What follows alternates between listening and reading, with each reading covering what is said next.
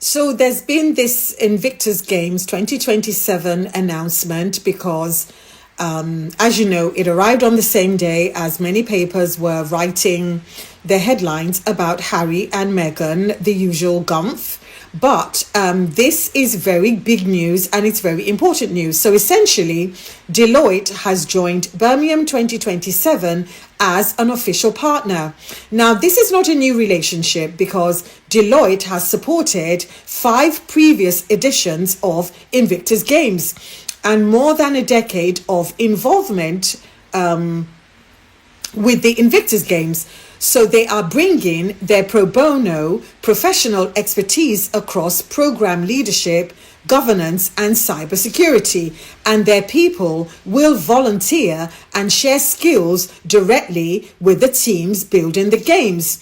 And Bruce Park, who holds an MBE and leads Deloitte's Armed Forces work, said Invictus matters because it recognizes the resilience that... So, while the tabloids were busy writing their usual Harry and Meghan doom headlines this week, something genuinely important was happening in the background, and honestly, it deserved far more attention than whatever nonsense people were inventing about Meghan's earrings or Harry supposedly spiralling in a cabin somewhere. Because Birmingham 2027 just announced a major partnership, and this is huge. Deloitte has officially joined Invictus Games Birmingham 2027 as an official partner. And I do not think people fully understand how significant this is.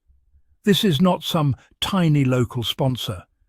Deloitte is one of the biggest professional services organizations in the entire world. And this is not a one-off relationship either, because Deloitte has supported 5 previous Invictus Games and has been involved with the organization for over a decade. That says everything. Because serious global organizations do not stay connected to something for 10 years unless they genuinely believe in its mission and see real impact. And what Deloitte is bringing to Birmingham 2027 is enormous. They are providing expertise in program leadership, governance, cybersecurity, and operational support. Their staff are volunteering directly with the Games. Their professionals are sharing skills with the teams building this event from the ground up. This is massive institutional confidence in what Prince Harry created.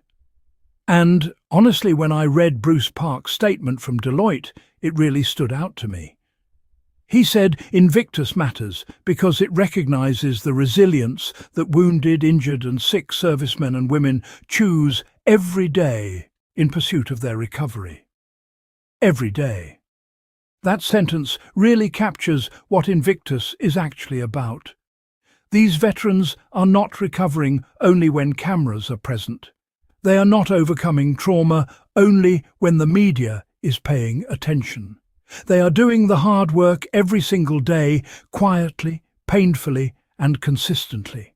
And that is why Invictus matters so much. This is not vanity charity. This is not ribbon cutting. This is not showing up for photographs and disappearing afterward. This is long-term recovery support through sport, community, rehabilitation, and purpose. Now, let us look at the scale of Birmingham 2027, because honestly, it sounds incredible. There will be 550 competitors from 25 nations and an estimated 150,000 supporters attending events across Birmingham.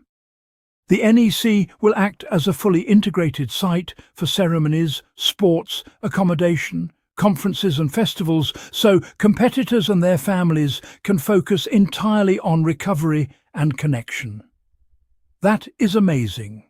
That is basically an Olympic-style village environment where everything is designed around accessibility, support and community. And honestly, sporting villages have some of the best atmospheres in the world because athletes understand discipline, resilience and teamwork in a way many people never will. And what I love is that Birmingham 2027 is not only about sport, it is about long-term impact. They are creating recovery pathways for more than 1,500 wounded, injured and sick personnel and their families. There will be jobs, skills training and community engagement programs across the West Midlands. So when people online ask ridiculous questions about where funding goes, this is where it goes. It goes into facilities. It goes into staff. It goes into accessibility. It goes into accommodation. It goes into physiotherapy. It goes into transport. It goes into food. It goes into making sure veterans and their families are properly cared for. This is not money being handed to Harry and Meghan. And honestly, anybody pretending otherwise either does not understand large-scale international sporting events or deliberately wants to mislead people. Because the reality is this.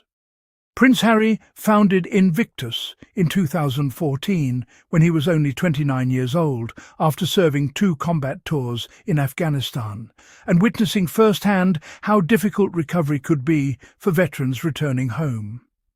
Instead of simply continuing down the reckless party prince narrative the media loved so much back then, he redirected his life towards service. He created something meaningful. He built a platform that gave wounded veterans dignity, visibility and purpose through sport. And now, over a decade later, one of the largest professional organisations in the world is still proudly partnering with the games he created. That is legacy. Meanwhile, the same press spent this week claiming Harry is unhappy, isolated, spiralling and losing the plot. Really? Because from where I am sitting, the man looks pretty successful. An international event involving 25 countries, hundreds of competitors, global corporate backing and thousands upon thousands of supporters does not happen around someone who has lost the plot. And honestly, the contrast says everything about media priorities. There was barely any attention given to Deloitte supporting Invictus Birmingham 2027. Barely any attention given to the recovery programs. Barely any attention given to the veterans themselves. But somehow, Meghan's jewellery budget becomes front-page discussion. That tells you exactly what parts of the media value. And honestly, it also explains why Harry and Meghan stepped away in the first place, because imagine trying to do meaningful humanitarian work while constantly being reduced to clickbait headlines and manufactured outrage. Now, another important thing in all of this is credibility. Juliet Halfhead from Deloitte Midlands specifically referenced Birmingham's success with the 2022 Commonwealth Games and said the city has already proven it can host exceptional international events.